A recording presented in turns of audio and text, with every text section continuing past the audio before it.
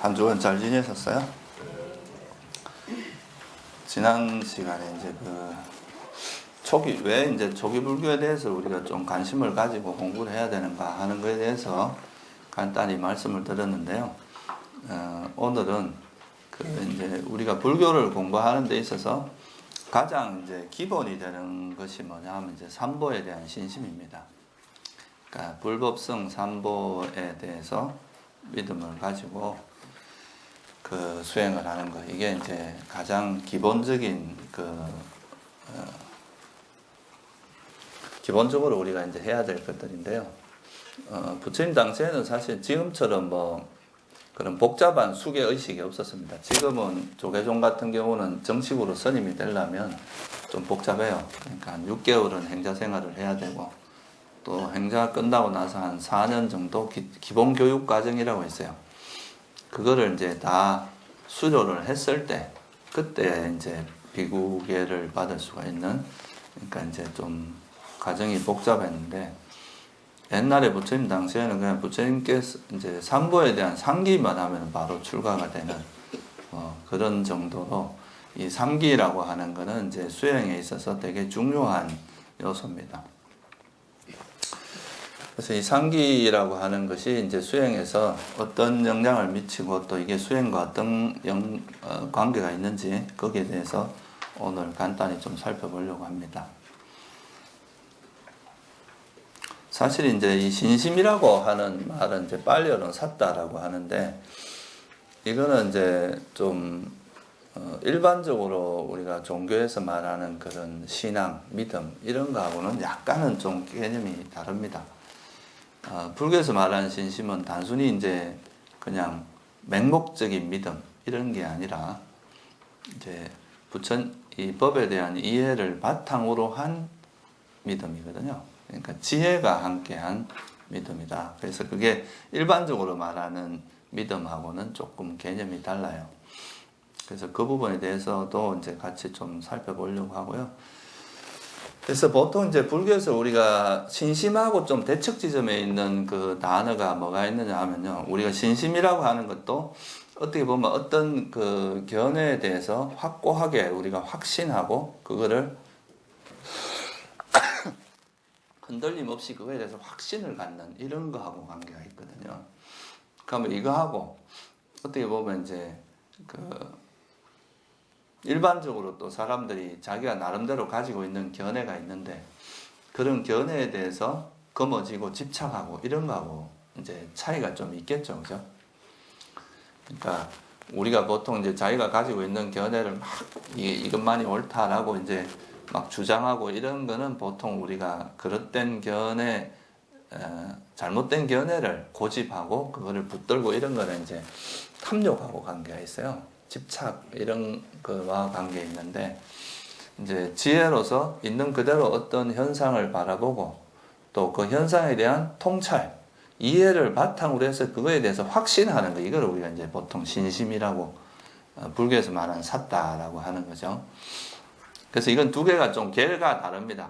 우리가 집착은 그것이 옳고 그름에 관계없이 그냥 자기가 가지고 있는 견해니까 그냥 무조건 그걸 이제 집착하는, 거머쥐고 놓지 않는 이런 거라면, 이 불교에서 말하는 이 신심이라고 하는 거는 어떤 이해를 바탕으로 해서 정말 이것이 옳구나, 이렇게 하면 내가 열반에 이를 수 있겠구나 하는 그런 바른 이해와 통찰을 바탕으로 해서 그거를 확신하는 거죠. 흔들림이 없이 그걸 이제 믿는, 이런 게 이제 신심이라는 의미입니다.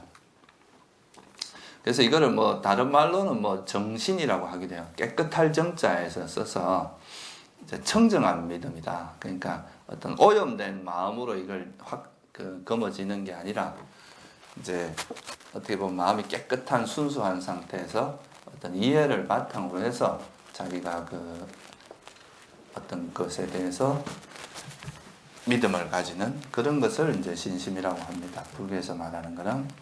그래서 보통 바른 견해하고는 신심이 연결돼요. 바른 견해하고는 신심하고 이제 연결이 되고, 그릇된 견해하고는 집착, 탐욕이 연결이 되죠.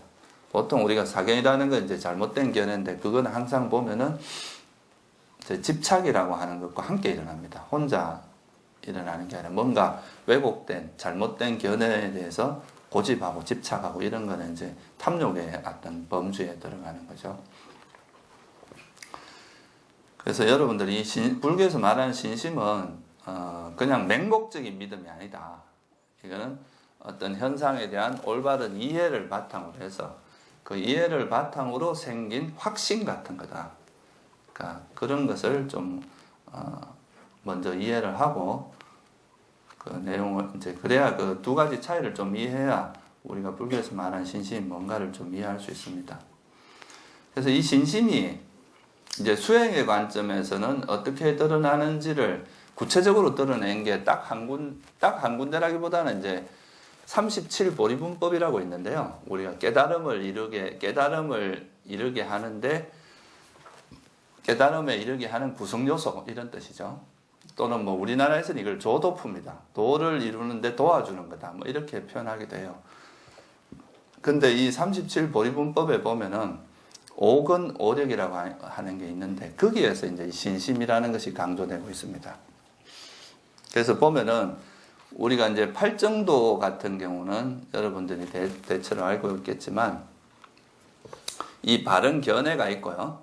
이 바른 견해를 바탕으로 해서 뭐가 일어나냐면 이제 바른 사유도 있고 바른 사유 그리고 바른 말, 바른 행위, 바른 생계 이게 일어나고 이 바른 앞에 이제 바른 사유라고 하는 거는 뭐 이제 그냥 그 바른 견해에 포함시켜도 크게 문제가 안 되거든요. 그래서 이 바른 견해, 그러니까 바른 견해라고 하는 거는 불교에서 말하는 이제 바른 견해는 이제 사성제에 대한 지혜를 바른 견해라고 합니다. 다시 말하면 이것은 괴로움이다, 이것은 행복이다, 이걸 명확히 아는 걸 바른 견해라고 해요.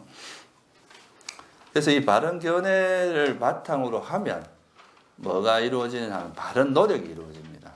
팔정도에서 보면 바른 견해 다음에 쭉 내려가면 바른 노력이 나오잖아요. 그죠? 바른 정진이라고 보통 하기도 하죠. 바른 노력. 그리고 이제 이 바른 노력이 뭐냐? 그러니까 해로운 우리 마음에 해로운 법이라고 하는 건 이제 괴로움을 유발하는 마음이거든요. 열반에 이런 데 도움이 되지 않는 해로운 이런 말이에요. 그리고 이제 유익한 법은 열반에 이르는데 유익한 법, 그러니까 유익하고 이익이 된다 이런 뜻입니다. 그래서 바른 견해라는 게 이게 괴로움이다, 이게 행복이다, 이걸 다른 말로 하면 이건 행복에 이르는 행복을 주는 마음이다, 이건 괴로움을 주는 마음이다, 이걸 이해하는 거나 거의 같은 이야기로 볼 수 있거든요. 그래서 그런 바른 견해가 있음으로써 이제 이런 바른 견해라고 하는 거는 이런 거에 대한 지혜거든요, 지혜. 그래서 이런 지혜를 바탕으로 해서 노력이 이루어지는 거죠. 아, 이거는 괴로움에 해롭고 이건 괴로움에 유익하니까 해로운 건 버리고 유익한 건 개발하는 노력을 해야 되겠구나. 이렇게 해서 바른 노력이 이루어진단 말이에요. 근데 이런 게 이게 이제 기본적인 그 패턴인데, 근데 오력에서는 보면 좀 다른 접근이 있습니다. 뭐라고 접근하면 신정진 염정해 이렇게 들어갑니다. 그러니까 무슨 말이냐, 신심이 있으면 정진이 있다 이렇게 이야기를 해요. 그러니까 두 가지가 약간 접근법이 달라요. 팔정도에서는 바른 견해를 바탕으로 해서 바른 노력이 있는데, 이 오력에서는 보면 신심이 있으면 정진이 있다 이렇게 나오거든요. 이건 뭐냐 하면 우리가 이제 수행을 하는 데 있어서 출발점이 이제 크게 나누면 한 두 가지 정도로 이렇게, 그러니까 어떤 이 수행을 해 나가는데 기준이 되는 게 두 가지 정도로 나눠지는데, 하나는 우리가 이제 법에 대한 이해를 바탕으로 해서 그 이해를 바탕으로 수행을 해 나가는, 노력을 해 나가는 이런 방식이 있고, 또 하나는 법에 대한 믿음, 신심을 바탕으로 해서 그 신심을 통해서 바른 노력이 이루어지고, 그 노력을 통해서 이제 그 다음에는 비슷합니다. 그다음 바른 노력이 있으면 그 다음에 뭐가 있냐면 삼마사티, 바른 기억이 있고, 그 다음 바른 삼매가 집중이 있어요. 이 바른 집중, 삼매를 바탕으로 해서 또 바른 지혜가 생기는 게 이제 팔정도의 구조거든요. 오력도 마찬가지예요. 오력이라고 하는 그것도 수행해 보면 신심을 바탕으로 해서 바른 노력이 생기고, 바른 노력이 있으면 바른 기억, 그 다음 바른 삼매, 그 다음에 지혜 완성되는 이런 방향으로 설명을 하고 있어요. 그래서 결국은 이제 수행을 이끌어 나가는 그 어떤 주도자 역할을 한다 할까? 그게 이제 크게 나누면 두 가지로 볼 수 있다는 거예요. 이 두 가지를 근거를 가지고 이야기를 해보면 그게 뭐냐면 첫째는 그 지혜가 이제 먼저 지혜가 바탕이 돼서 이렇게 그 끌고 나가는 그런 방식도 있는가 하면 신심이 중심이 돼서 끌고 나갈 수도 있다 이거예요. 사람마다 약간 성향이 다르다는 거죠. 어떤 사람은 막 분석을 해가지고 이건 이렇고 이건 이러니까 그러면 이렇게 해야 되겠구나. 그러니까 이거는 해로운 법이고 이건 유익한 법이니까 그래서 나는 이렇게 노력을 해야 되겠다. 이렇게 지혜가 중심이 되는 경우도 있고 또 부처님의 말씀을 절대적으로 믿고 또 이건 부처님이 하신 말씀이니까 이건 분명히 그 의심할 여지가 없어. 그러니까 이제 그런 의심하지 않고 그 가르침에 대해서 100% 신뢰하면서 그냥 실천하는 거죠. 해로운 건 버리고 부처님께서 이렇게 하라 그랬으니까 또는 법에서 이렇게 말했으니까 그렇게 해서 이제 수행을 하는 이 두 가지 형태로 이제 설명이 된다는 거죠. 그래서 그러고 이게 또 다른데 보면은 뭐가 나오냐 하면 이제 성자의 7가지 부류, 그러니까 깨달음 없는 7가지 부류라는 그에 대한 경이 있어요. 그게 뭐냐 하면 기따기리경이라는 경이 있습니다. 맞지마니까 70번 경전인데 이 경전에 보면은 우리가 이제 깨달음을 얻는 그 7가지 형태에 대해서 나오는데 그 중에 수다원이 되는 2가지 길에 대해서 나와 있어요. 이게 뭐냐면 첫째는 법을 따르는 자, 두 번째는 그 신심을 따르는 자 이렇게 2가지로 되어 있습니다. 법을 따르는 자는 말 그대로 이제 그 법을 관찰하고 법을 이렇게 이해를 해서 그 법에 대한 확고한 이해가 법을 이제 명확히 이해가 됨으로써 그로 인해서 정말 이것은 괴로움이고 이건 행복이구나라는 것을 이제 명확히 알므로써 그걸 이제 명확히 깨뚫어 알므로써 수다원이 되는 경우 이런 경우가 있고 아니면 이제 신심을 따르는 자는 그러니까 이제 부처님이라는 분에 대한 절대적인 믿음 그러니까 그런 믿음을 바탕으로 부처님께서 무슨 한마디 탁 던지면 그게 그냥 아무런 의심도 없이 100%탁 수용이 될 수가 있겠죠. 정말 신심이 강한 사람 같으면. 그래서 이제 그런 걸 통해서 수다원이 되는 경우. 이렇게 이제 2가지로 나누어집니다.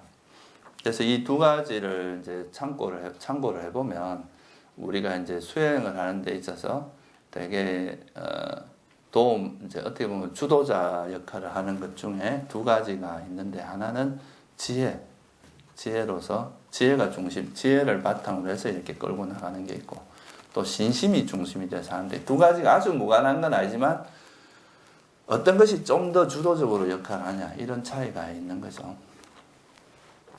그래서 이제 제가 이 말씀을 드린 이유는 우리가 보통은 이제 신심이라 그러면 너무 이제 일반적인 종교에서 이야기하는 그런 맹목적인 믿음 이런 것만을 좀 떠올리기가 쉬운데 불교에서도 여러분들이 사실 믿음이 약하면 의심이 많아지기 때문에 뭐 그런 거 있잖아요.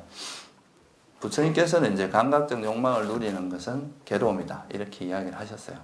근데 뭐 그래도 이 정도는 괜찮지 않겠나 이 정도 누리는 것 갖고 뭘 또 그렇게 하느냐 뭐 이렇게 이제 그거에 대해서 그 말을 액면 그대로 이렇게 딱 믿고 받아들이는 게 아니라 거기에 대한 약간의 의심이 있으면 이거를 실천이 잘 안 된다 이거예요. 근데 정말 믿는 사람은 그 말에 이제 정말 이걸 실천하면 나에게 이익이 되고 이걸 실천하면 나에게 이익이 안 된다 생각하는 사람 믿고 간다는 거죠. 그걸 확실히 믿는 사람은. 때로는 그런 생각을 가질 때도 있을 겁니다. 내가 뭐 이렇게 한다고 나한테 무슨 이익이 있겠나. 남들은 다 뭐 그런 소리 많이 하죠. 착하게 살면 손해다. 인생은 착하게 살면 손해니까 내가 이렇게 해봐야 나한테 진짜 이익이 있겠나 이렇게 생각하면서 의심을 하면 그 실천을 못하게 되잖아요. 그죠? 근데 그거에 대한 확고한 믿음이 있으면 그런 걸 이제 실천할 수 있다 이런 거죠. 그래서 이 믿음이라고 하는 것이 어떻게 보면 이제 실제로 행동을 하게 만드는 요소가 있습니다. 보통 이제 지혜 요소가 너무 강하고 분별하기를 좋아하는 사람들은 분석만 많이 하지 행동을 잘 안 하는 경우가 많아. 그러니까 머리로 생각만 하지 실제로 행동이 잘 안 움직여진다는 거죠. 그래서 이 믿음이라는 것이 사실 수행자한테도 굉장히 중요합니다. 지금 아까 말했듯이 우리가 깨달음에 이르는 길 중에 되게 중요한 2가지 요소 중에 하나가 팔정도하고 오력이라고 하는 게 있는데 이 두 가지에서도 신심을 중심으로 하는 것도 있고 지혜를 중심으로 하는 게 있잖아요. 깨달음을 이루는 수다원에 되는 방법도 그러니까 지혜를 통해서 수다원이 되는 법을 따르는 자도 있고 신심을 따르는 자도 있다. 그렇게 보면 이 신심의 중요성을 우리가 좀 비추어 이해할 수 있습니다. 그래서 이제 이 삼보에 대한 신심이라고 하는 것은 사실 이제 불자가 되는 첫 걸음이거든요. 사실 이 불교 가끔 보면 그런 사람들이 있습니다. 나는 뭐 명상만 배우러 왔지 뭐 불교는 관심 없다. 이렇게 하면서 오는 분들도 있어요. 물론 그게 나쁘다는 의미는 아닌데 수행이 깊어지다 보면 결국은 이제 이 불법성 삼보에 대한 신심이 없이 깨달음에 이르는 건 불가능합니다. 불교적인 입장에서 보면은. 그래서 이 신심이라고 하는 거는 사실 이제 수행에서 굉장히 중요한 역할을 한다. 불교에서. 그리고 이 신심은 단순히 맹목적인 믿음을 의미하는 게 아니라 통찰을 바탕으로 통찰이 이제 기반이 된 신심이라는 거 이 정도를 좀 이해하시면 좋을 것 같아요. 그래서 왜 이런 신심이라는 것이 좀 중요하냐 하면 사실 그 우리가 보면 부처님이 이 세상에 나신 것은 그 부처님이 이 세상에 나시지 않으면 설해지지 않을 법들이 있다 그럽니다. 그게 그러니까 부처님이 이 세상에 출현했기 때문에 세상에 출현하셨기 때문에 나타날 수 있는 법 중에서 그게 이제 소위 말해서 팔정도, 사성제 이런 것들은 부처님이 이 세상에 출현하지 않으면 이 세상에 전혀 드러나지 않는 법들입니다.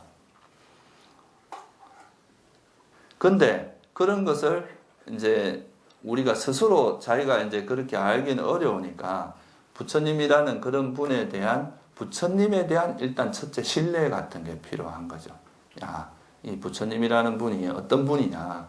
이러이러한 뭐 예를 들면 우리가 부처님 일대기를 한번 공부해 보는 거 이런 것도 부처님이라는 분에 대한 신심을 일으키는 데 도움이 많이 돼요. 우리 공덕반에 보면 부처님 일대기에 대한 그게 있으니까 여러분 안 들어보신 분들은 한번 들어보시면 좋을 것 같아요. 그래서 이 부처님이라는 분이 어떤 그런 이제 그 노력을 통해서 부처님이 되셨고 붓다가 되셨고 또 붓다가 되기가 얼마나 어렵고 부처님이 또 어떤 원력을 가지고 붓다가 되셨고 이런 것들을 보면 아 정말 부처님은 신뢰할 만한 분이다. 그래서 부처님께서 여러분들을 괴롭게 하거나 나쁜 길로 가게 하기 위해서 이런 법을 설한 게 아니다 라는 것에 대한 이제 믿음이 생길 수가 있고요. 그리고 이제 아까도 말했지만 사실 이 불교라는 것이 이제 존재의 실상을 깨뚫어 아는 이런 거하고 관계가 있는데 참 이 법이라는 게 워낙 심오해서요 스스로 알기는 굉장히 어렵습니다.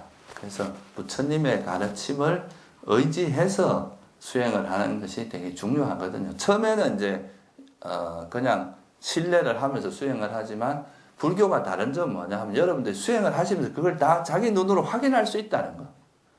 그냥 이래 맹목적으로 믿고 가는 게 아니라 믿고 이제 수행을 해 나가면서 그 자기가 처음에 이제 정말 이건 신뢰할 만한 합리적으로 받아들일 만하다 하고 했는데 그걸 실제로 이제 경험을 통해서 확인할 수 있다는 거. 이게 이제 큰 차이점이거든요. 그래서 이제 처음에 그런 부처님에 대한 믿음, 신심 이런 걸 개발하는데 좋은 수행법이 붓다노사띠라는 겁니다. 붓다노사띠. 이 부처님을 항상 부처님의 덕성에 대해서 잊지 않고 기억하는 이게 이제 붓다노사띠인데 그것을 이제 시작으로 해서 여기 보시면 여러분 법을집을 한번 펴보세요. 몇 페이지인지 모르겠네요. 삼보애경이 몇 페이지? 예? 84페이지.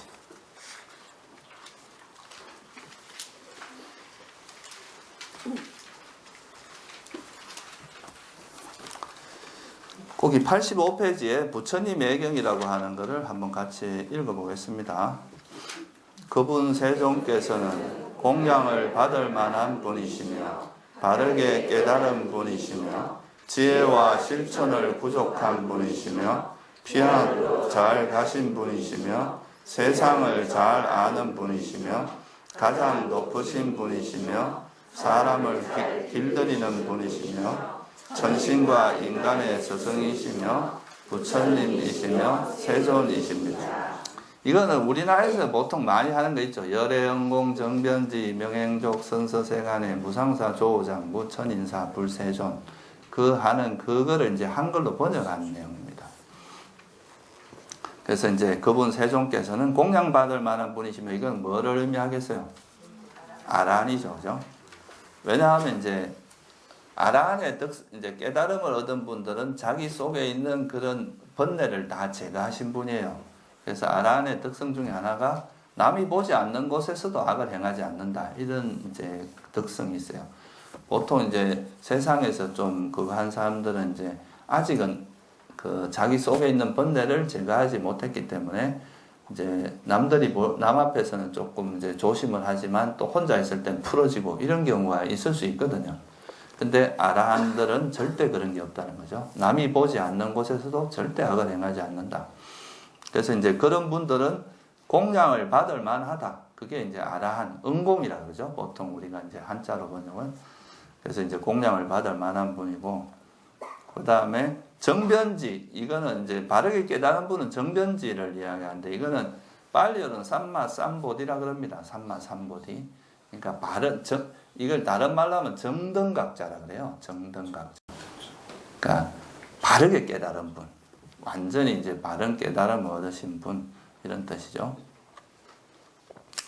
이 수타니빠따에 보면 어떤 말이 나오느냐 하면 나는 알아야 할 바를 알았고 닦아야 할 바를 닦았고 버려야 할 것을 버렸다. 바라무니여 그래서 나는 붓다. 깨달은 사람이다. 깨달은 사람이다. 이렇게 이제 그 나오는 그 구절이 있습니다. 이게 이제 수타니빠따의 셀라경이라는 경에 나오는 건데, 그러니까 당신이 깨달은 이제 붓다가 된 이유가 알아야 할 바를 철저히 알았다. 그러니까 뭐 예를 들면 이건 괴로움이, 이것은 형성된 것은 괴로움이다라는 것을 확실히 아는 거죠. 그런 걸 고성제는 철저히 알아야 될 법이라고 이야기하잖아요. 그리고 이제 닦아야 할 바를 닦았다. 이건 뭐겠어요? 팔정도를 완전히 닦았다. 이제 개발해야 될 것을 완전히 개발했고 버려야 할 것을 버렸다. 괴로움의 원인인 가래를 완전히 버렸다. 그리고 그랬기 때문에 나는 깨달은 붓다가 되었다. 그러니까 멸성제를 실현했다. 뭐 이런 뜻으로 이해를 할 수 있습니다.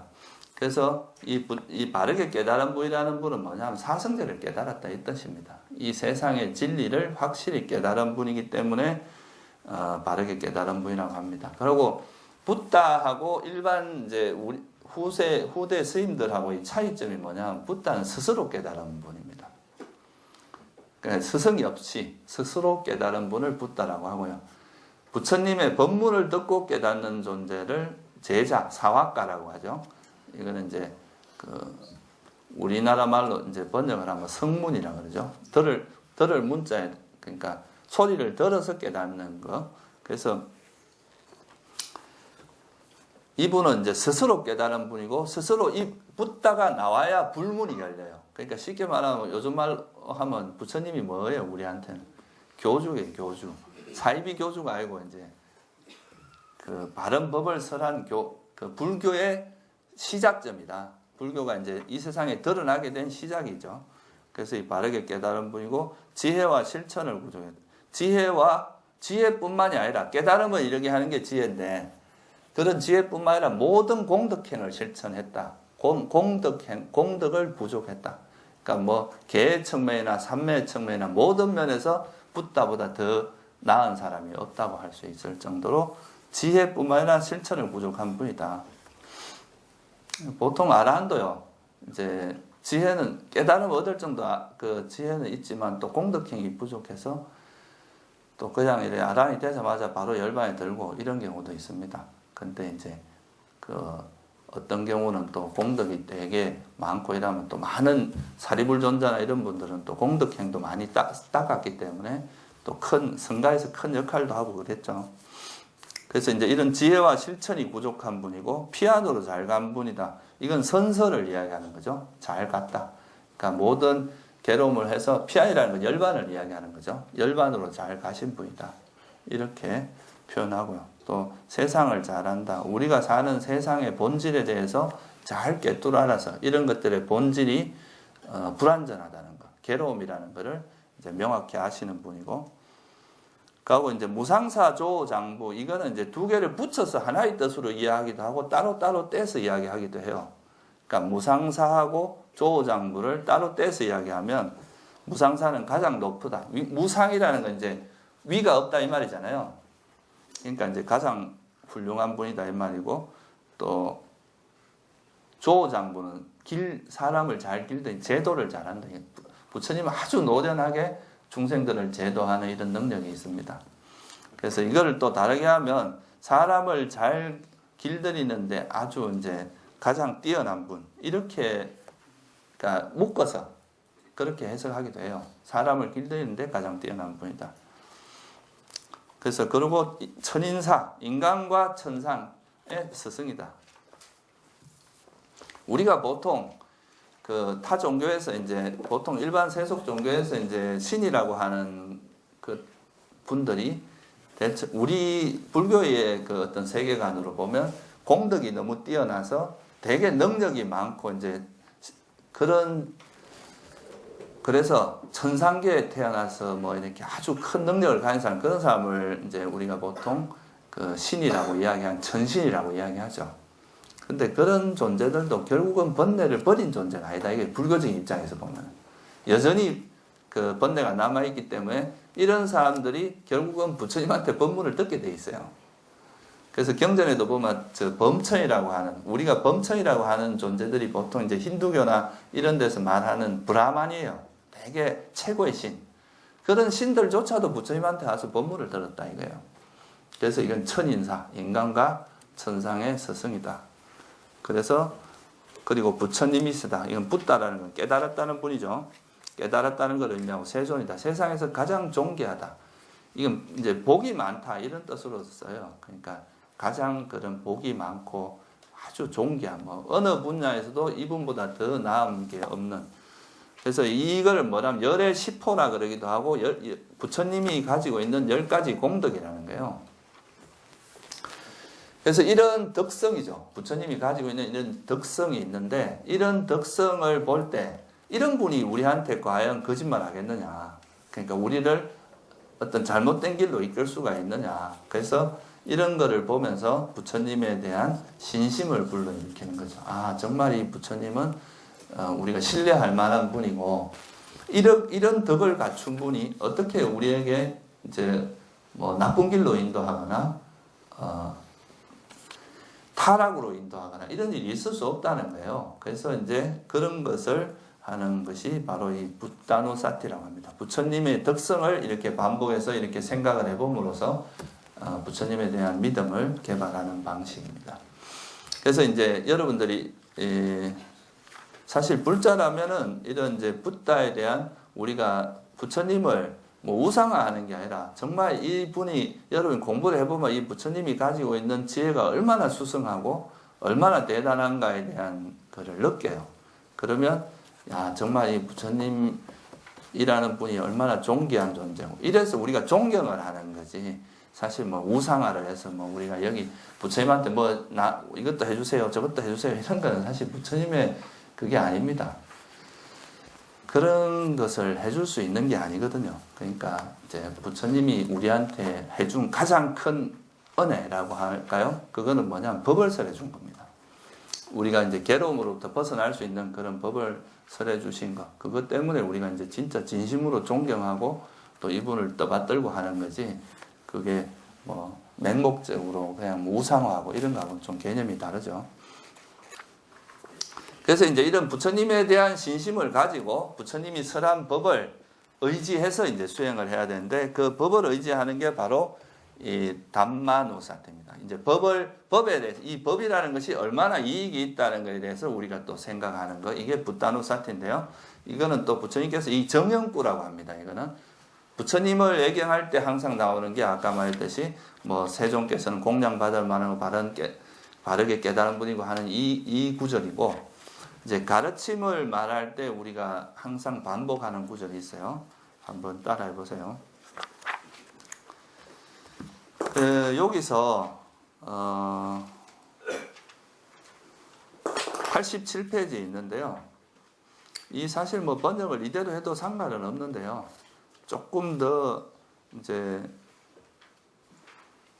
그거 좀 의미를 와닿게 하면은 스스로 뭐 알 수 있고 이렇게 해도 되는데요.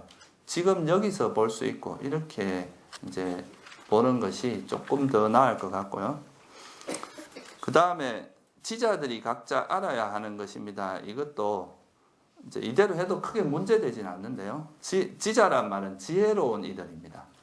지혜로울 지자에다 놈자자거든요. 그래서 지혜로운 이들이 각자 여기서 이제 알아야 한다는 말이 이제 원래 빨려로 뭐냐 하면 그 옆에 보면 외디답보라고 나오잖아요. 그죠?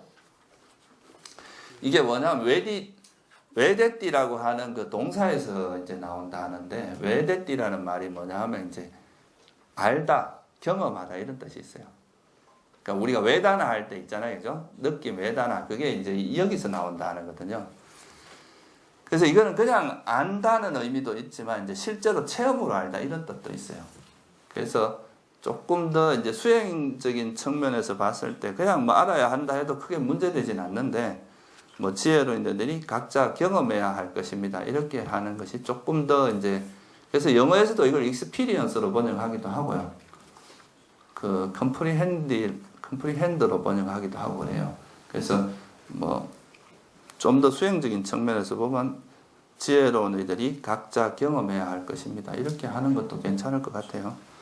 그래서 제가 그걸 할 테니까 한번 따라해 보세요. 가르침은 세존에 잘 설해졌고,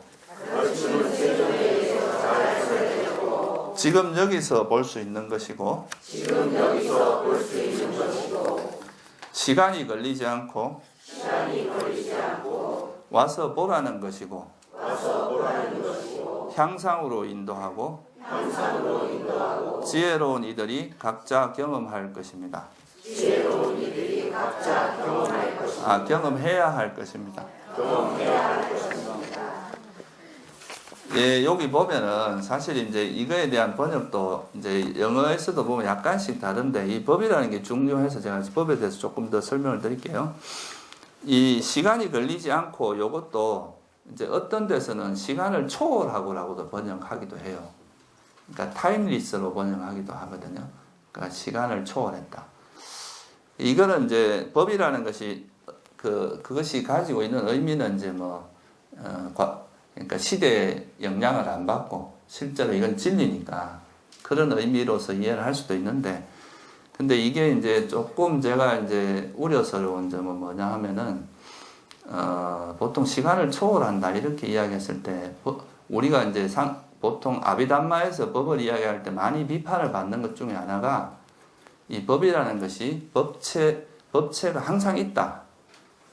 그러니까 이거는 어떤 과거, 현재, 미래하고 관계없이 항상 뭔가 존재하는, 그러니까 현실을 초월한 듯한 느낌을 줄 수 있어요. 이 법이라는 게 시간을 초월했다는 말이, 잘못하면 무슨 법체가 실제로, 법이라는 것이 실체가 있는 것처럼 착각하게 만드는 그런 요인이 좀 있습니다. 그래서 이제 보통 아비담마를 비판할 때 법체 항류, 3세 시류 법체 항류라고 하는, 법이 항상 뭔가 있는 것처럼, 그게 아니라 법이라는 건 어떤 조건이 있을 때 일어났다가 사라지는 거거든요.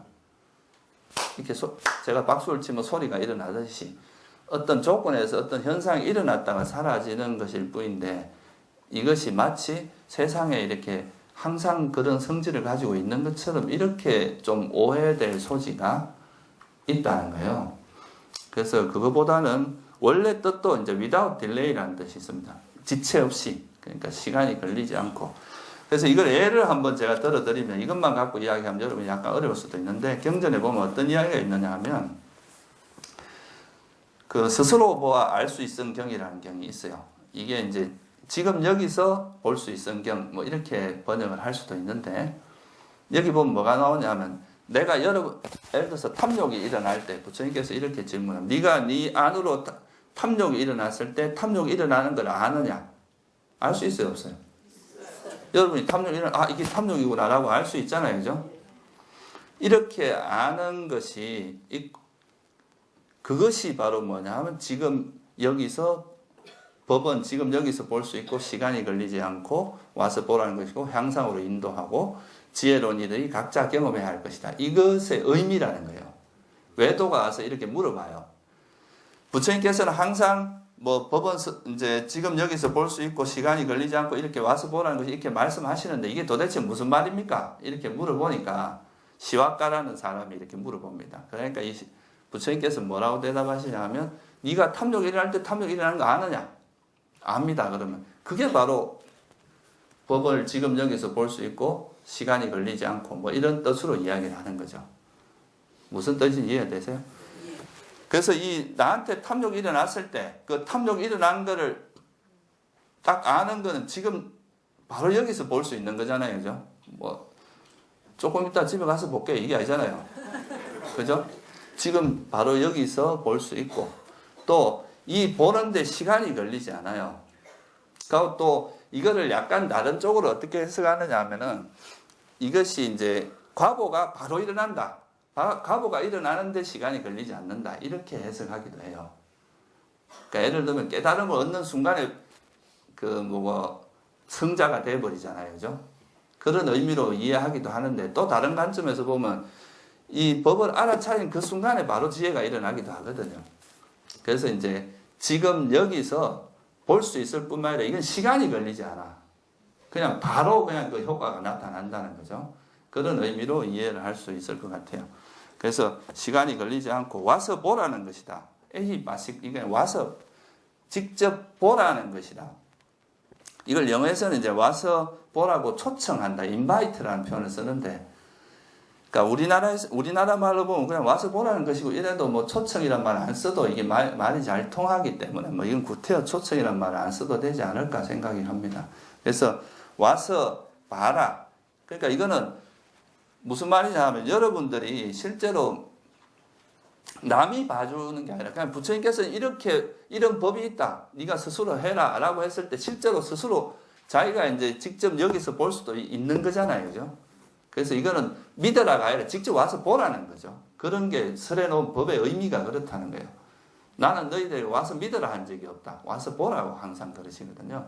그런 의미가 있고, 그리고 이제 이 옆에 있는 오빠 네이꼬라고 하는 이게 이제 향상으로 인도하고라고 번역을 했는데, 영어에서는 이제 onward라고 이제 번역을 했어요. 원래 이제 오빠 네이꼬라는 뜻은 인도하다는 뜻입니다.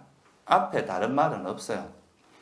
근데 이 이제 법을 본다는 게 두 가지 형태가 있어요. 자기한테 탐욕이 일어나면 탐욕이 일어나는 걸 알고, 탐욕이 없을 때는 없다는 걸 알고, 성냄이 일어나면 성냄이 있다는 걸 알고, 없으면 없다고 알고, 이것도 이제 법을 보는 거라고 이야기하고, 또 하나는 뭐냐면 열반도 이렇게 열반경이라는 경이 있어요. 이게 안구따르니까에 나오는 이야기인데, 열반은 지금 여기서 볼 수 있고 시간이 걸리지 않고 와서 뭐라는 것이고 향상으로 인도하고 지혜로운 이들이 각자 경험해야 할 것이다. 이렇게 나와요.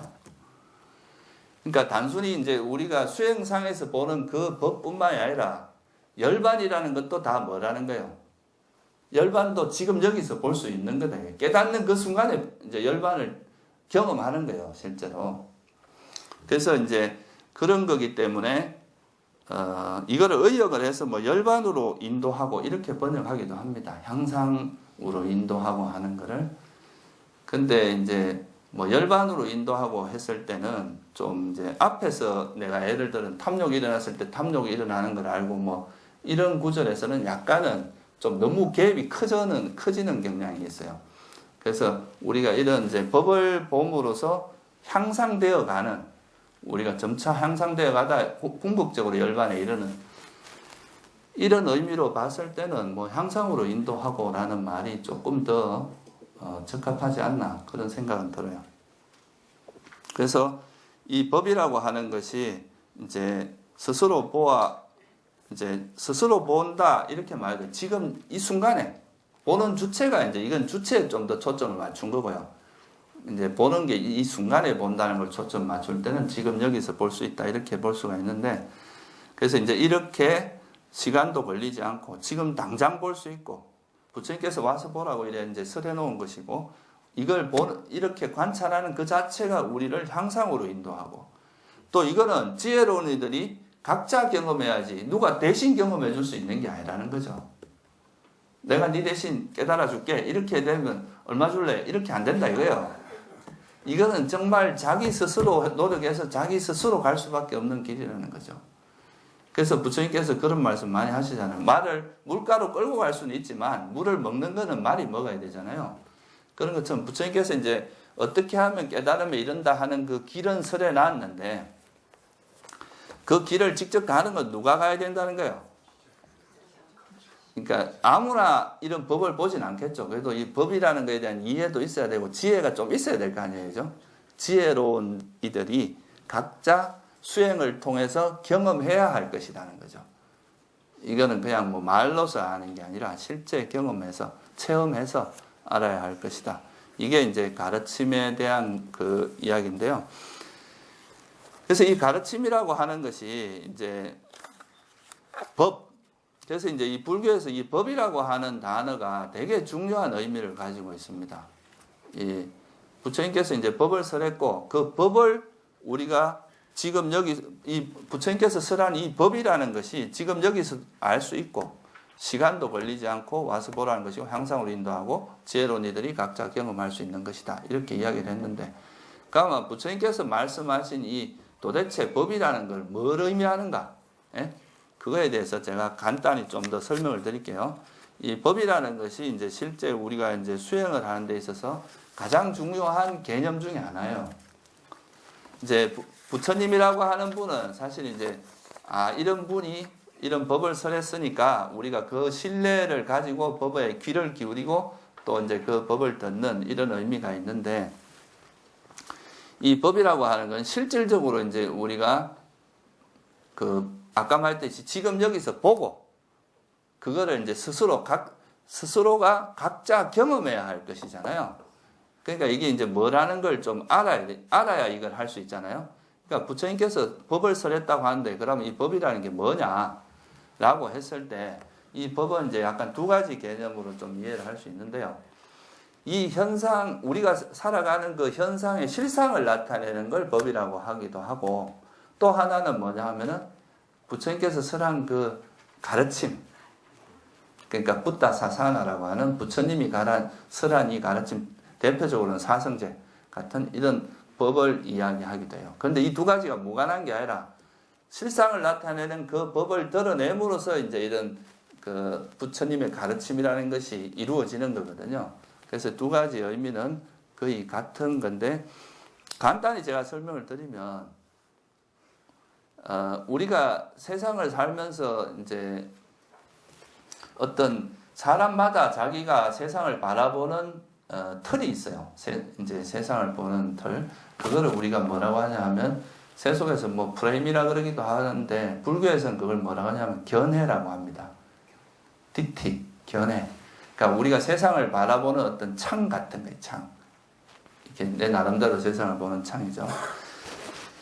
그래서 뭐 이제 이 세속에서는 그런 나름대로의 수많은 견해들이 있는데 그것을 그 세속적인 견해에서 보는 것과 부처님, 그러니까 진리를 깨달은 붓다, 아까 말한 이제 부처님께서 세상을 보는 견해는 좀 다르다는 거예요.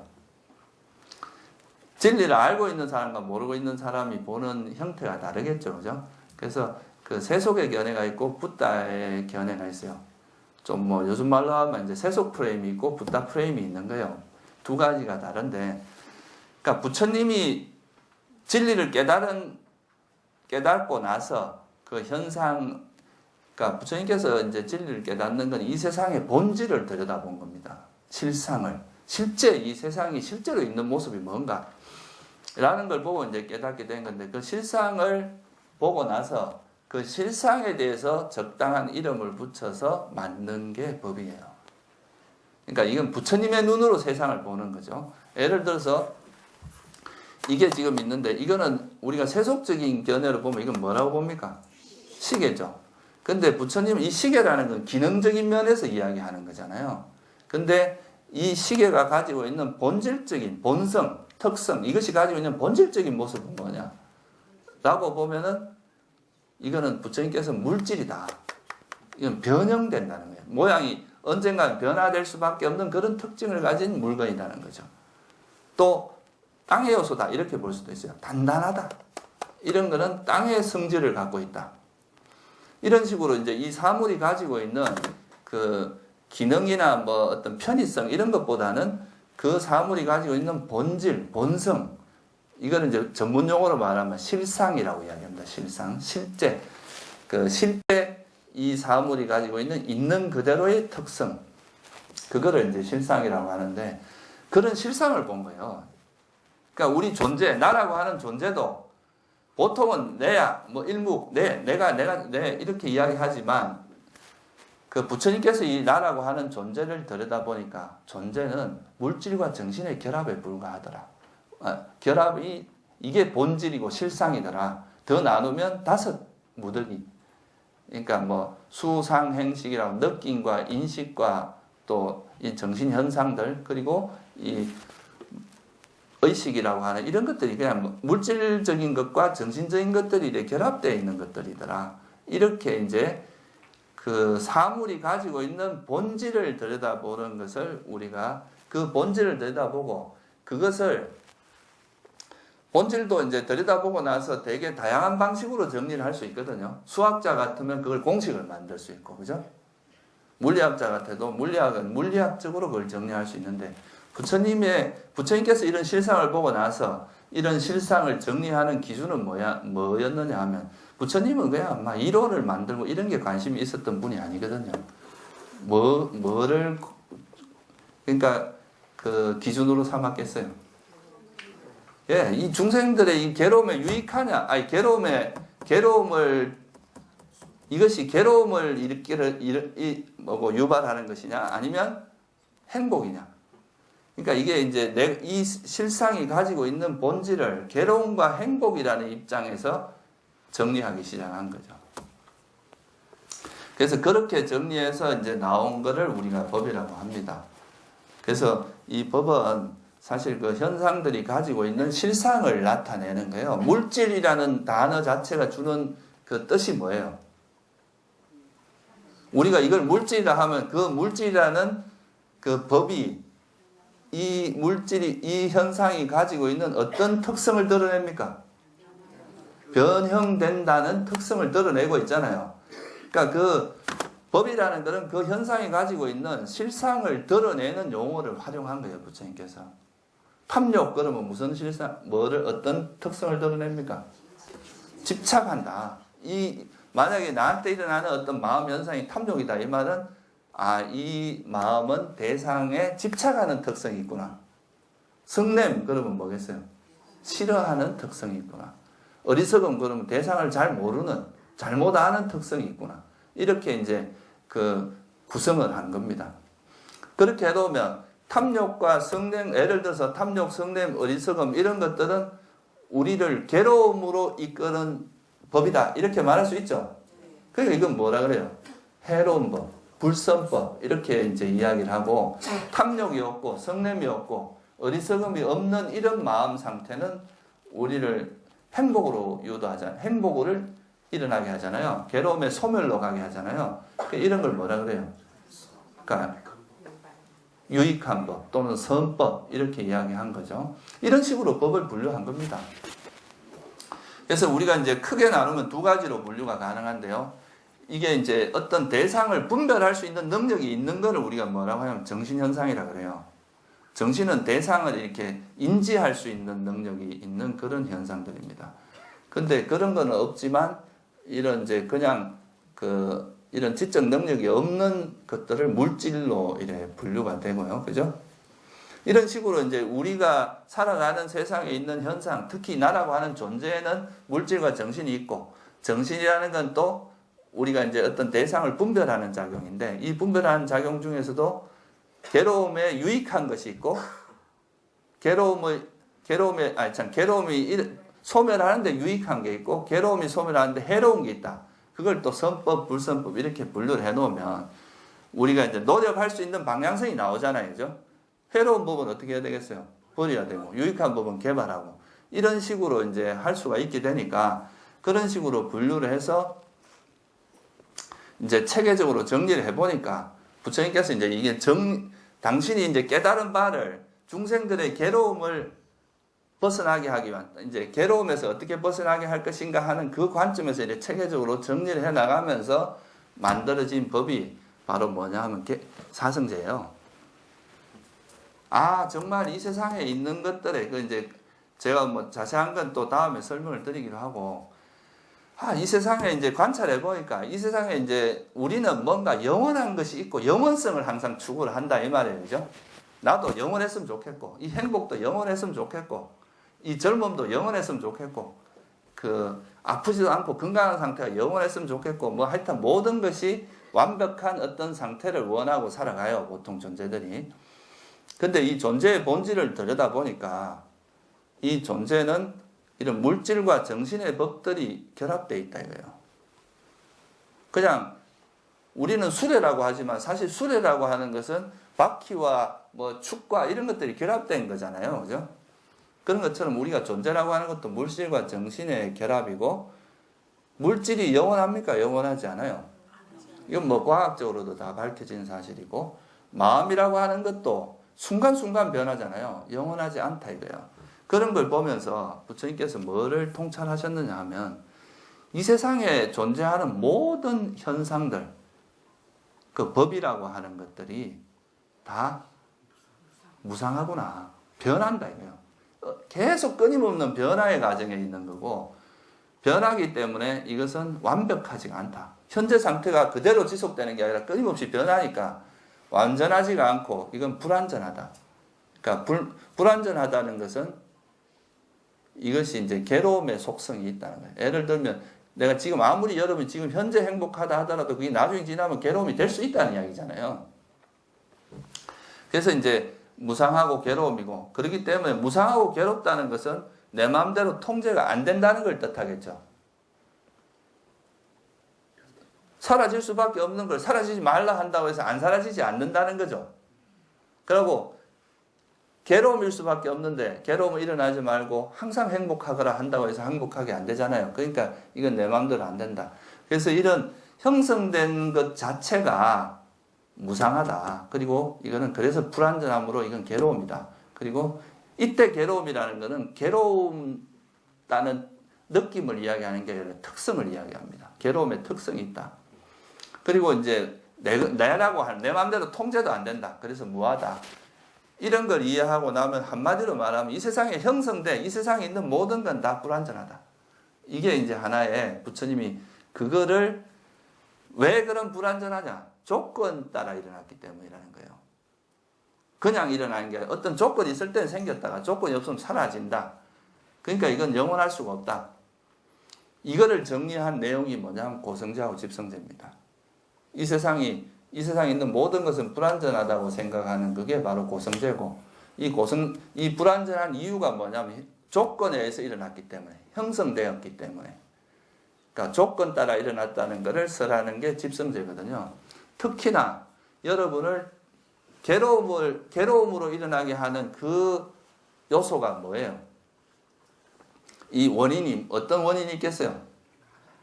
그게 이제 해로운 법이라는 거예요. 가래를 중심으로 한 그런 해로운 법들은 괴로움을 일어나게 하니까. 그래서 해로운 법도 집성제에 포함할 수가 있어요. 그래서 이거는 이제 그렇게 되고, 그러면 형성된 게 괴로움이라면 여러분이 괴로움에서 완전히 벗어나는 건 뭐겠어요? 만들어지는 것, 조건에서 만들어졌다는 건 사라질 수밖에 없다는 걸 이제 이미 잉태하고 있다는 거죠. 그죠?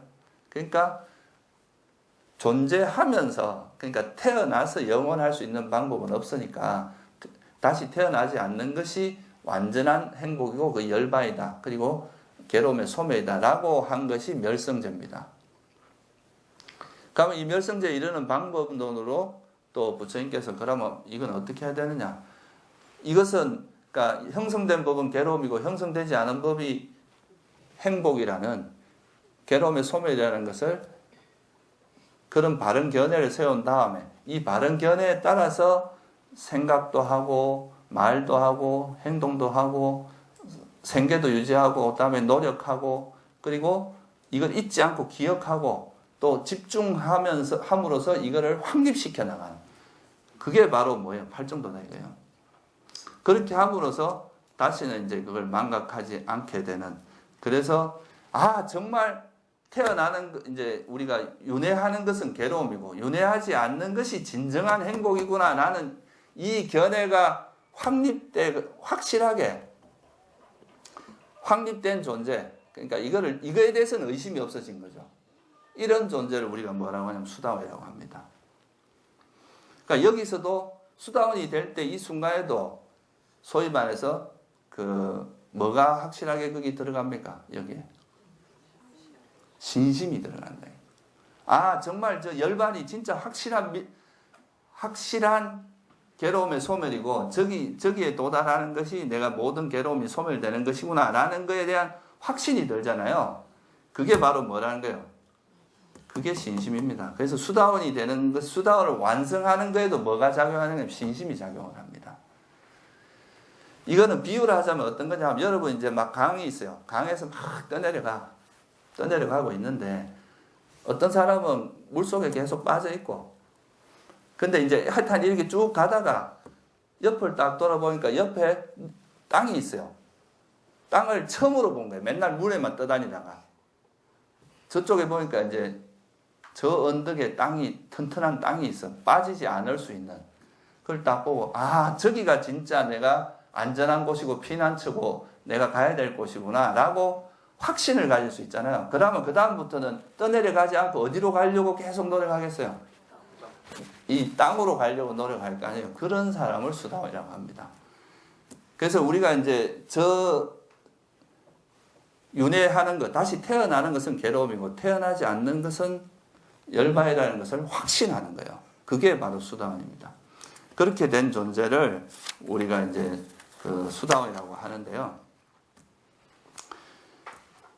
그래서 이렇게 수다원이 된 존재, 이렇게 수행을 하면서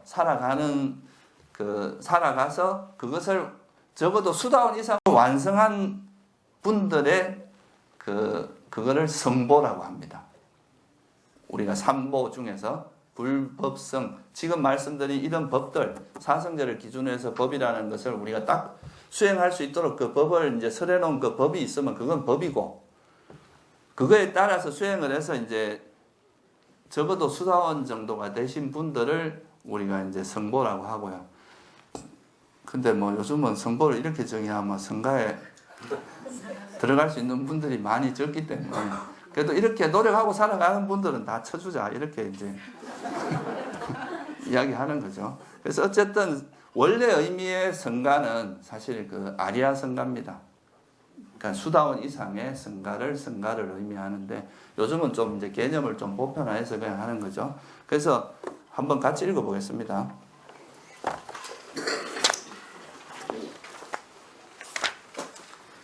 성가 이렇게 해서 이제 아까 제가 말씀드린 우리가 불법 있잖아요, 그죠? 법을 닦아서 이 법에 따라서 수행을 해서 이제 정말 성자가 된 분들에 대한 애경이에요. 한번 같이 읽어보겠습니다. 세존들의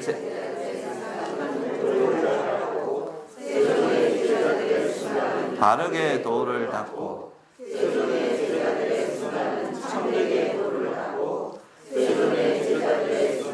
합당하게 도를 닦으니 곧 내 쌍의 인간들이요 8단계에 있는 사람.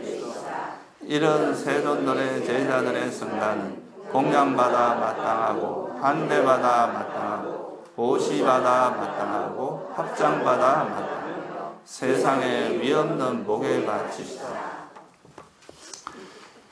여기 번역이 보면은 이제 성가는 잘 도를 닦고 하여튼 도를 잘 닦고 바르게 도를 닦고 하는데 여기 바르게가 이제 영어로 보면 스트레이트거든요. 그러니까 이제 이렇게 왜곡되지 않고 그러니까 이제 삐뚤삐뚤하지 않고 이제 딱 올곧게. 그래서 저는 이제 한글로 하면 올곧게라는 말이 좀 더 좋을 것 같아요. 올곧게 도를 닦는다. 이거는 이제 구부러지지 않고 왜곡되지 않고 이제 닦는다는 거고, 그 다음에 참되게 도를 닦는다. 이게 바른 방법으로. 그러니까 이제 이게 바로 바르게 도를 닦는 겁니다. 그리고 이제 합당하게. 그러니까 이제 옳게라는 뜻이거든요. 영어로는 correct라고 이제 번역이 되어 있는데 옳다, 옳은 방법으로 그러니까 합리적으로 합당하게 이렇게 보는 것도 괜찮을 것 같아요. 그래서 이거는 이제 네 쌍의 인간들이요, 8단계라기보다는 저는 8부류라는 말이 더 맞는 것 같아요. 8종류의 이제 성자들이 있다는 거거든요. 그래서 이게 빨려로는 사실 이제 뿌리싸입니다. 뿌리싸. 여기 보면 옆에 보면 뿌리싸 뽑갈라라고 나오잖아요, 그죠? 여러분이 금강경에 보면 아상, 인상, 중생상, 수자상이라고 나오죠. 그 인상이 뽑갈라의 번역입니다. 그거를 뭐 사람이라는 상이라고 하는데 사실은 그게 이제 독자부에서 이야기한 계야라는 게 있어요. 계야, 개체적인 자. 그거를 뽑갈라라고 이야기했거든요. 그래서 이거는 이제 보통 이 뽑갈라는 그냥 어떤 그룹이 아니라 한 개인을 이야기하는 그런 단어로 쓰입니다. 그래서 뭐 보통 이제 이거를 중국에서는 사쌍팔배라고 보통 번역을 하죠. 그러니까 네 쌍의 사람들, 또 다음 8부류 그렇게 이야기하는데, 그러니까 이 의미가 이분들은 다 성자들입니다. 다 원래 사쌍팔배가 뭔지 알죠? 수다원도 수다원과, 사다함도 사다함과, 아나함도 아라함과, 아나함, 그러니까 그 네 가지 있죠. 그죠? 수다원, 사다함, 아라함을 도과로 해서 8가지가 되고, 쌍으로 하면 사쌍이 되잖아요. 그죠? 그거를 이제 그런 거를 네 쌍의 인간들, 8부류의 사람들, 이렇게 이제 뭐 직역을 하면 사실 네 쌍의 인간들이요, 8부류의 사람들이십니다. 이렇게 되는 거고요. 의역을 하면 이걸 성자라고 할 수도 있는데, 이제 원래 뜻은 그러니까 사람이라는 뜻입니다. 한 개인. 그래서 이제 이런 법에 따라서 법을 이제 어떻게 하느냐 하면 법을 스스로 지금 여기서 보고 또 어떻게 해요? 이런 과정을 거치는 거예요. 실제로 이제 이런 부처님께서 이런 법을 설한 다음에 법을 설하고 여러분 배우기만 하고 끝나면 그건 별 의미가 없잖아요. 그죠? 그러니까 어떻게 해야 돼? 지금 여기서 볼 수 있는 거니까 지금 여기서 봐야 되겠죠. 그죠? 지금 여기서 보고 보고 또 그 이제 시간이 걸리지 않는다는 거는 이제 그 법의 속성이고, 또 부처님께서 와서 보라 그래요. 그렇게 직접 보고 경험을 해서 아 정말 이거는 유익한 법이고 이거는 해로운 법이고 이거는 정말 형성된 법은 괴로움이고 형성되지 않은 것이 행복이구나라는 그런 통찰을 스스로 개발을 해야 되는 거죠. 스스로 그렇게 체험을 해서 그걸 터득하게 되면 그런 거에 대한 확신, 그런 거에 대한 믿음이 확고해지면 그걸 수다원이라고 한다고 했죠. 그래서 수다원이 되면 사라지는 번뇌가 의심이 사라집니다. 그리고 이것이 바른 견해에 대한 확고한 신심을 가지기 위해서는 바른 견해에 대한 뭐가 있어야 돼요? 통찰이 있어야 되겠죠. 바른 견해를 확실히 알아야 됩니다. 그러니까 그릇된 견해도 사견도 사라지고 의심도 사라집니다. 그게 대표적인 거예요. 두 가지가. 그래서 그렇게 된 존재를 우리가 뭐라고요?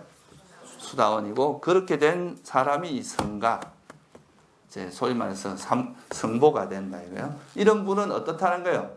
공양받아 마땅하다. 이건 뭐냐면 공양받을 만한 자격이 있다 이 말이에요. 이런 분들이라면 충분히 공짜밥을 먹어도 괜찮다. 그렇지 못한 사람은 공짜밥을 먹는 순간 이제 빛을 지고 있는 거다. 이렇게 말합니다. 그리고 환대받아 마땅하고, 보시받아 마땅하고, 합장받아 마땅하고, 또 이런 분들한테 그 보시를 하는 것은 보시공덕이 무량합니다. 그러니까 이자가 무한대다 이거예요. 보통 우리가 이제 지나가는 개한테 주면 한 100%, 아니 100배, 그러니까 100배는 몇 프로입니까? 1000%입니까? 10,000%가. 그러니까 경전에 보면은 지나가는 그냥 일반 동물한테 줘도 그 100배 이익이 있다 그러거든. 사람한테 주면 1000배. 그리고 뭐 근데 이 성자한테 보시하는 것은 무량하다 그러죠. 그래서 이게 이제 그 복전이 된다, 복받이 된다 이렇게 이야기합니다. 그래서 이 불법성 삼보라고 하는 게 결국 이제 그 중에서 가장 중요한 것은 어떻게 보면 법이라고 할 수 있어요. 이 법을 이제 법이라는 게 중심인데, 이 법을 정말 이렇게 신뢰하고 믿고 신심을 가지기 위해서는 또 부처님이라는 분에 대한 이해가 좀 필요하니까 또 붓다가 얼마나 위대한 분이라는 것에 대한 이해도 필요하고, 또 이렇게 해서 공부를 한 그런 성가가 있기 때문에 또 여러분이 이런 법을 들을 수 있는 겁니다. 만약 이런 성가가 없었으면 부처님 당대에 다 끝나버렸겠죠. 그래도 이 법을 듣고 이 법에 따라서 수행해서 이제 법을 계속 이어져 온 사람이 있었, 그런 성가가 존재했기 때문에 법이 계속 이어질 수 있는 거잖아요. 그죠? 그래서 이 성가가 이제 되게 또 하나의 보배가 되는 거죠. 그래서 또 사실 이제 아리아 성가라고 이야기하지만 또 경전에 이런 이야기도 나옵니다. 뭐 나중에 말세가 되면은 절에 뭐 되게 이제 계도 안 지키고 되게 정말 이렇게 문제가 많은 스님들이 넘쳐날 것인데, 그렇다 하더라도 그 성가에 보시하는 공덕은 그 한 개인에게 보시하는 어떤 설사 부처님한테 보시하는 공덕보다 더 크다, 이렇게 이야기합니다. 그 이유가 뭐냐면 각 개인이 계를 안 지키고 이런 거는 여러분이 진짜 신도로서 비난해도 상관없어요. 그거는 원래 부처님 당시에도 막 고삼비 비구들이 싸우고 이러니까 신도들이 아예 보시를 안 했습니다. 그래가 결국은 이 사람들이 참여를 하고 부처님한테 가서 뭐 결국은 그렇게 될 정도로, 그게 신도들의 힘도 있거든요, 그런 게. 근데 성가 전체로 봐서는 그래도 뭐 썩었든 안 썩었든 이 성가가 유지되는 것은 법이 이어질 수 있다는 의미는 있잖아요, 그죠? 그래서 그런 성가 자체는 의미가 있다는 거죠. 그래서 오늘은 제가 이제 이 불법성 삼보에 대한 이야기를 했는데요.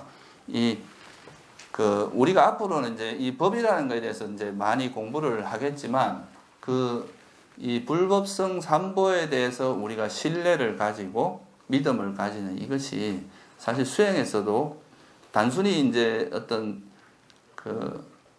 신앙생활 하는 것뿐만 아니라 수행에 있어서도 굉장히 큰 역할을 합니다. 이 신심이 있는 사람들은 행동이 빠르거든요. 행동으로 옮깁니다. 근데 이제 머리가 먼저 움직이는 사람들은 계속 재요. 이러면 되나 안 되나, 이러면 나한테 손해가 있나, 이렇게 되거든. 그래서 신심과 지혜의 조화, 이게 되게 중요합니다. 그래서 부처님께서도 항상 신심과 지혜는 적절히 잘 조화를 해야 된다, 그렇게 이제 말씀을 하시고 있죠. 그래서 여러분들도 이 삼보에 대한 신심의 소중함을 좀 잘 이해를 하시고, 우리가 사실 불자로서 이제 삼보에 대한 신심이 바탕이 안 된다는 것은 사실 이 수행이 깊어지기 어렵습니다. 결국은 이제 신심의 완성이 수다원이거든요.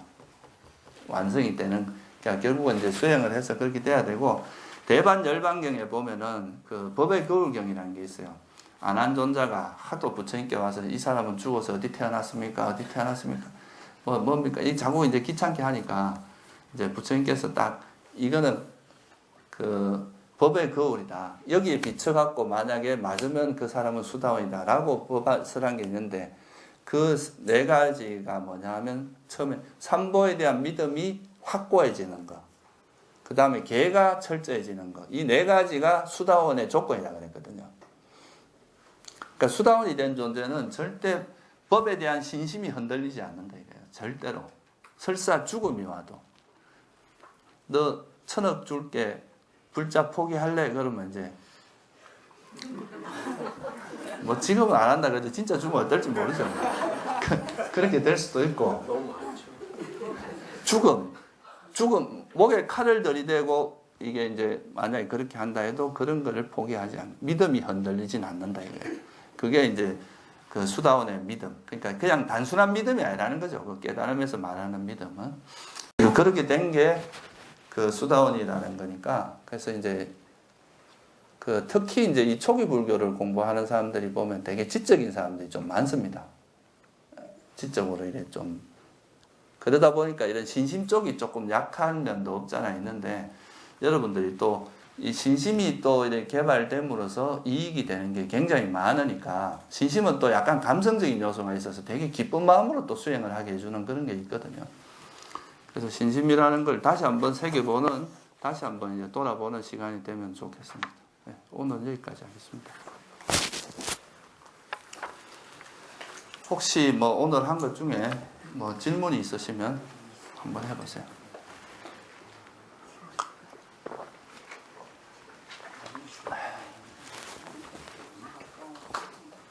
예. 자, 마이크 좀 넘겨주실래요? 아니,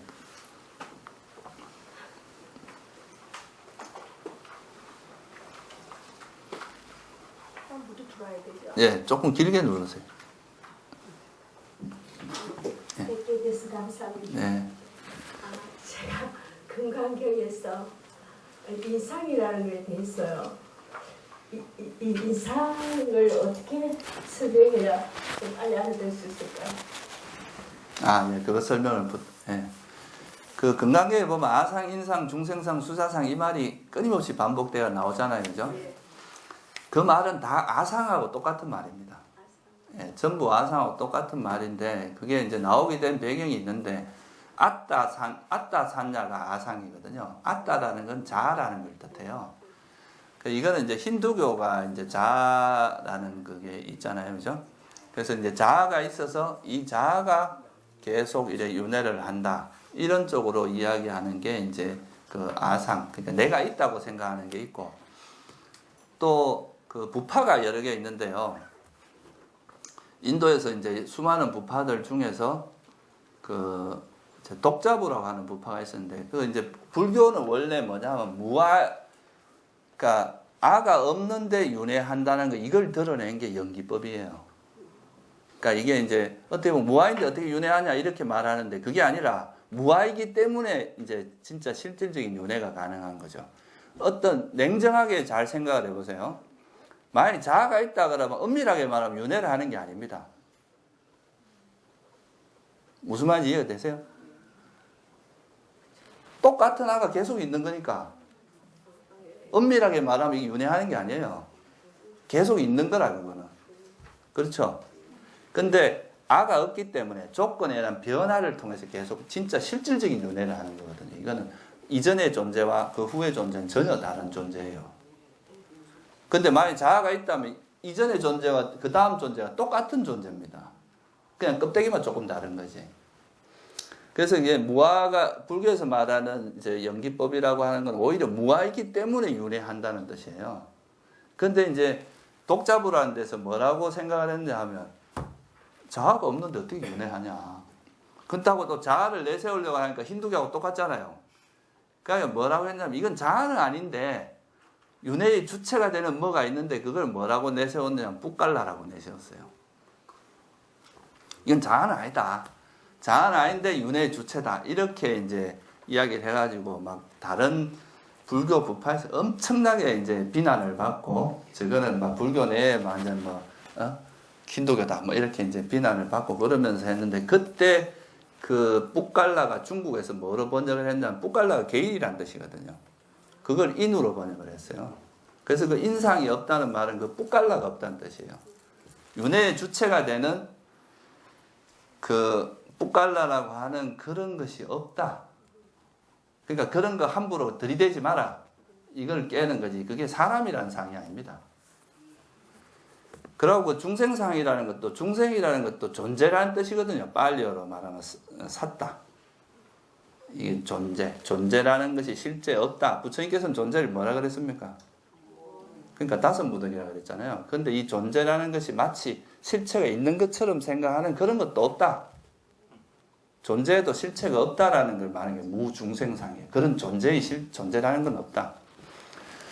그리고 그 수자상이라고 하는 거는요, 어디냐면 자이나교에서는 깨달음을 뭐로 이야기하느냐 하면 육체로부터 벗어나서 정신이 사는 어떤 세상이 따로 있다 그랬어요. 아주 고귀한 세상. 거기가 있는 정신적인 요소를 뭐라고 했냐면 지화. 그 지화라고 하는 것이 있어서 그것이 영원히 거기서 살아간다. 이것도 자아하고 거의 같은 개념이에요. 이것이 이제 거기 있는데 이거를 중국에서 뭐로 번역하면 수사로 번역한 거예요. 지화를. 그러니까 그게 뭐 오래 살고자 하는 상하고 전혀 관계없는 이야기예요. 그러니까 그게 다 뭐냐면 한마디로 말해서 그 인도 당시에 있었던 수많은 부파에서 나름대로 자아라는 비슷한 개념으로 내세웠던 것을 다 깨는 말입니다. 자아라는 것도 없고 그런 뿌깔라라고 하는 것도 없고 그 다음에 쌌다라고 하는 그런 존재도 없고 중생도 없고 그리고 지화라고 하는 그런 이제 것도 없다라는 것을 드러내는 거였어요. 근데 그게 이제 한자로 번역되어 놓으니까 한자 번역되기 전에 그 원어에 대한 이해가 없다 보니까. 꽃갈라라고 써져 있어도 꽃갈라 자체를 모르니까. 그렇죠. 예, 예. 예. 그 뿌깔라. 그래서 그 아까 여기서도 여기 저 뭐고 아까 우리 독송했던데 80몇 페이지 보면 뿌리사 꽃갈라. 그 뿌리싸 뿌깔라라는 게 나와요. 예, 예. 예, 그게 맨 그 말입니다. 그래서 건강계에서 말하는 그 무아상, 인상, 중생상, 수세상이라고 하는 거는 다 그냥 아상을 깨는 말들이야. 자아라는 건 없다는. 그러니까 여러 부파에서 자아라는 개념을 조금 다른 용어로 써놓은 그걸 하나하나 부정하는 그런 이야기입니다. 네.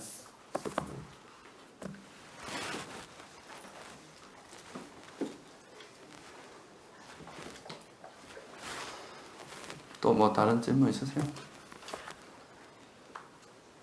네. 저기 그 밑에 눌러보세요.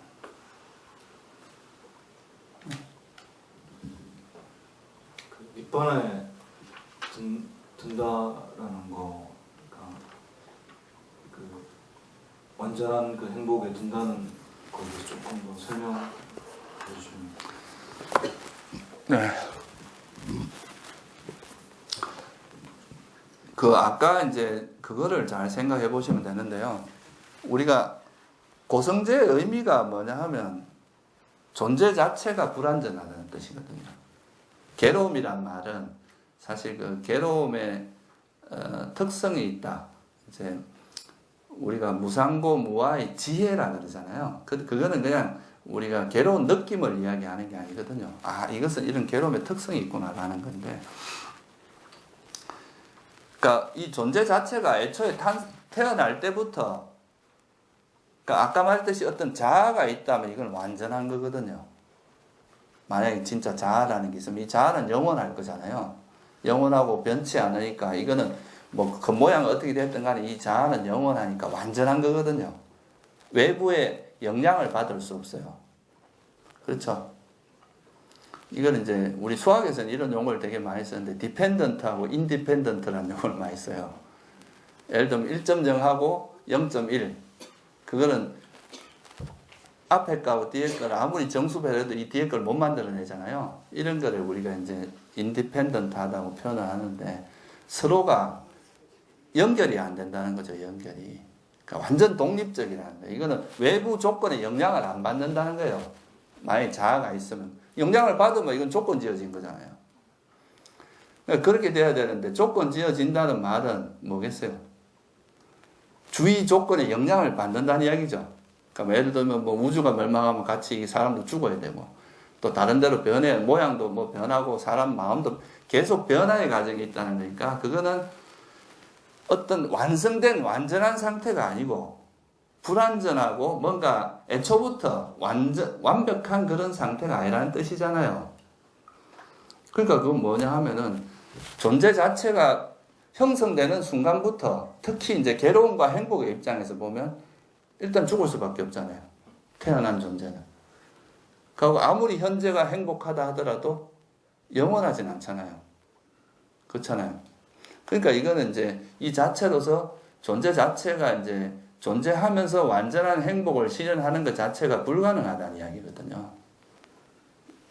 그 시간이 좀 길고 짧고 이럴 수 있는데 그래서 부처님께서 보시기에는 그러니까 예를 들어서 비상비비상처라고 하는 그런 선정에 들어간 사람도 다음에 태어나는 건 이제 비상비비상처에 태어나게 되는데 거기 몸이 없어 일단 육신이 없으니까 육체로부터 오는 여러분들 제일 뭐 늙어가면서 오는 사고가 있다 그러대요.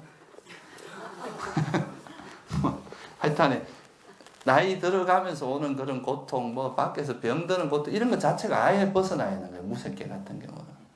그런데다가 정신적으로 뭐 성냄이 없으니까 정신적으로 항상 만족한 행복한 상태예요. 수명이 뭐 제일 긴 데는 84,000대고 그러니까 우주가 84,000번 깨졌다 사라질 동안 존재한다 그래요. 그렇게 돼도 부처님이 보시기엔 이것도 그 세월이 지나면 다시 타락할 수 있다는 거죠. 다시 욕계로 태어나서 인간이나 뭐 이렇게 태어나서 다시 괴로움을 겪을 수 있다. 그렇게 보면 그게 아무리 길다 해도 그 다시 괴로움을 겪을 때는 여전히 괴로움이잖아요. 그래서 이건 완전한 해탈이라고 보질 못하는 거죠. 그래서 부처님께서 보니까 그래서 존재하는 것 자체가 불완전하니까 존재로부터 벗어나는 게 완전한 거잖아요. 만약에 몸이 없으면 고통이 있겠어요, 없겠어요? 몸으로 오는 고통이 없죠. 마음이 없으면 마음으로 오는 고통이 있을 수 없잖아요. 그러니까 이제 이런 우리가 존재하면서 생기는 그런 계속 존재를 하다 보면 그게 이제 고통이 어떻게든 고통은 반복되게 돼 있으니까 이것이 더 이상 존재가 이제 태어나지 않으면 괴로움이 일어날 수 없잖아요. 그러니까 오온이라고 하는 것이 계속 이렇게 흘러가다가 이 오온이 더 이상 일어나지 않고 불이 딱 꺼져버리면 그 상태가 열반이라는 거죠. 그게 완전한 행복이고 괴로움의 소멸이라는 거예요. 그게 멸성제고. 그래서 니빠나라고 하는 뜻 자체가요. 두 가지 뜻이 있는데 하나는 이제 가래로부터 이렇게 벗어나다. 이게 묶임에서 벗어나다 이런 뜻도 있지만 또 하나는 뭐냐 하면 불이 꺼지다라는 뜻이 있어요. 그러니까 우리가 윤회를 한다는 건 오온이 일어나서 오온의 불꽃이 일어났다 사라졌다 일어났다 사라졌다 이런 건데 윤회는 계속 일어났다가 사라지고 일어났다가 사라지고 그러니까 예를 들면 이제 여기 촛불이 딱 일로 이동하고 계속 이렇게 이어지는 건데 이 불이 완전히 꺼지고 나면 더 이상 그 불이 그러니까 오온이 형성되지 않으면 그거로부터 일어날 괴로움이 없어지잖아요. 그걸 열반이라고 한다는 거예요.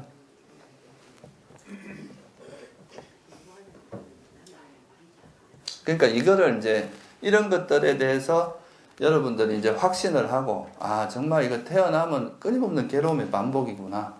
그래서 이거로부터 이제 나는 좀 벗어나야 되겠다. 라는 확신이 들고 그 길로만 그 길로만 가는 사람을 수다원이라 한다는 거죠. 근데 이제 그렇게 되지 않더라도 이제 이거는 좀 먼 이야기일 수도 있고 그런데 일단은 선을 실천하고 불선을 버리는 그 자체가 우리 삶에 되게 큰 이익이 있거든요. 일단은 뭐 공덕을 많이 쌓게 되고요. 일단은 이제 세속에서 여러분들이 원하는 그런 우리가 많은 걸 누리는 것도 이런 공덕을 지은 과보로서 일어나는 거잖아요.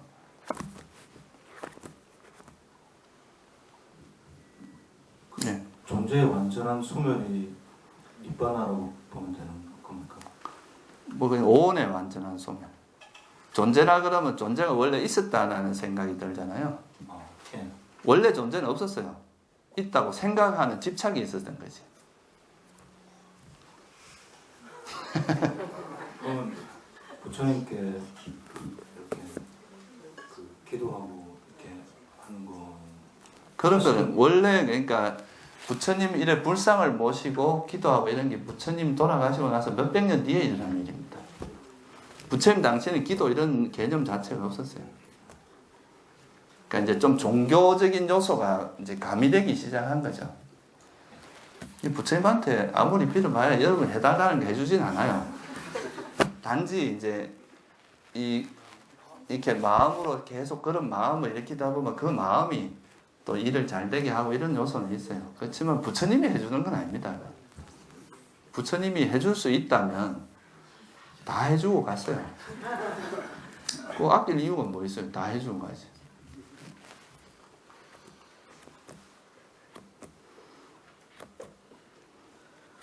그러니까 꿈속에서 내가 있다고 막 괴로워하고 막 그 물에 빠지면 안 죽으려고 하고 그러잖아요. 근데 그 꿈속의 존재가 원래 있었어요? 없었어요? 그러니까 이제 우리가 원래는 오온의 결합인데 존재가 사람들이 이 오온을 나라고 집착하기 시작한 거예요. 어리석음 때문에. 그게 쭉 이어져다가 나중에 이제 지혜가 깊어지니까 아 이게 어리석음이었구나. 내가 바보 같은 짓을 했구나. 하고 알면 그게 이제 해탈인 거예요. 그러니까 원래 이제 존재 자체, 그래서 부처님께서 뭐 그런 거 하잖아요. 뭐 열애가 죽으면 어디로 갑니까? 이렇게 하면 뭐 사라진다. 이렇게 하면 또 있다가 사라졌다. 이렇게 이해할 거고. 계속 있다만 하면 또 막 그런 게 그런 오해를 불러일으킬 수 있는 사람들은 자꾸 자기식으로 생각하니까 아예 침묵을 해버리는 거죠.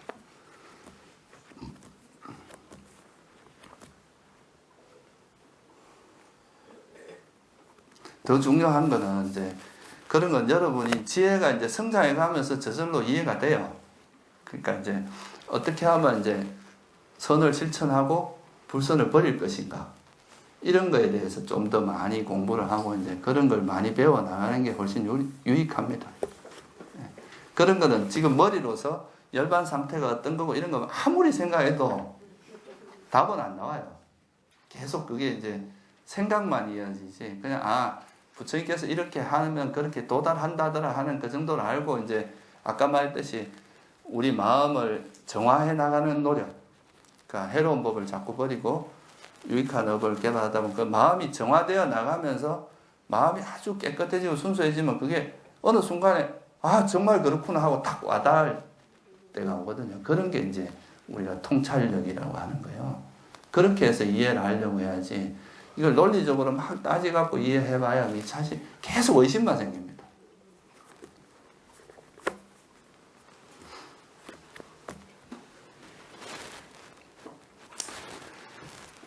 그리고 우리가 불자라면은 적어도 삼보에 대한 신심을 확보해야 돼요.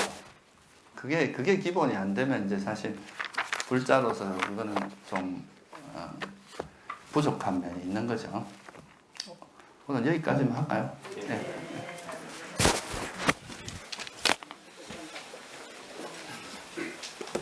같이 회양하고 마칩시다.